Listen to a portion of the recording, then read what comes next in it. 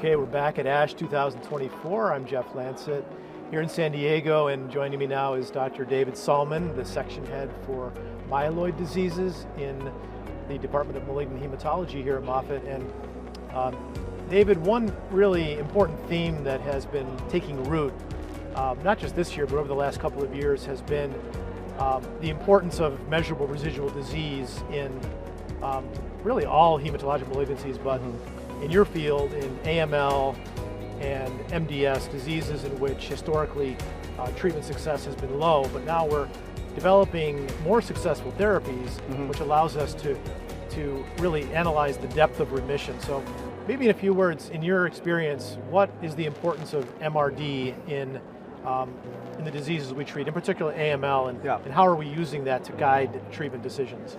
Yeah, I mean, I'd say probably if there was one item that's most important in the management, particularly of AML patients, it would actually be around MRD, both to predict ultimately how patients do, but we're actually really at this revolutionary time point where we can kind of change, add on, adjust therapy, or maybe design the most rational trials. I think we're really looking to move the needle, and although we'd love to further improve response rates, sometimes we're getting response rates pushing up towards 100%. And so really, probably the depth and quality of remission is really the most important time point. So just as an example, you know, P53, which is still maybe our lowest hanging fruit among MDS and AML patients with really historical, very poor outcomes, including low cure rates to stem cell transplant, we developed or helped develop an assay, you know, with the twin strand for duplex sequencing, where we looked at very deep sequencing for P53. And I think what was amazing is that almost all patients are positive beforehand, a majority are positive afterwards, really supporting that we need better therapies really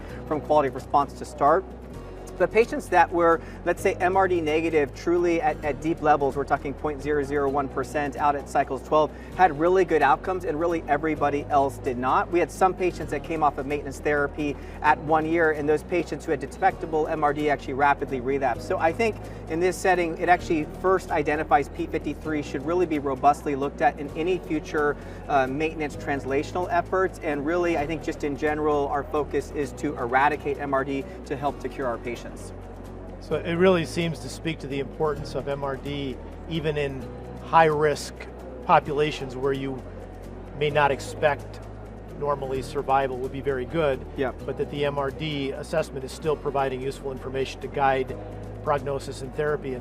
And I guess the next question would be, MRD is a very still inexact science, and we're still learning about trying to make more uniform the assays that we have.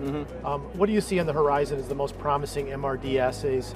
Is it going to be, you know, more broadly applied things like flow cytometry, or do you see more molecular-based MRD testing as sort of being where the future is in terms of guiding these decisions? Yeah, I think it's a challenging question. It's probably contextual based on specific mutations. So for example, NPM1 is extremely well validated, and there's no question that sequencing is our best MRD tool, but there are a lot of other subsets where that question is open. I really think that we need to prospectively look at multimodality approaches where we incorporate both MRD flow as well as deep sequencing for whatever our target. You know, there was a nice New England paper a while back from the WashU group actually nicely highlighting that. I think we really need to look at both together, and really dual and all negative is what we're ultimately look like, again, to hopefully cure more of our patients. Yeah, it's pretty amazing that we're even having this conversation, because 10 years ago, this wouldn't have been on the radar. So thanks to Dr. Sallman and so many others, it's becoming a reality. So thanks for being here. Yeah, enjoy the rest of the meeting. You too.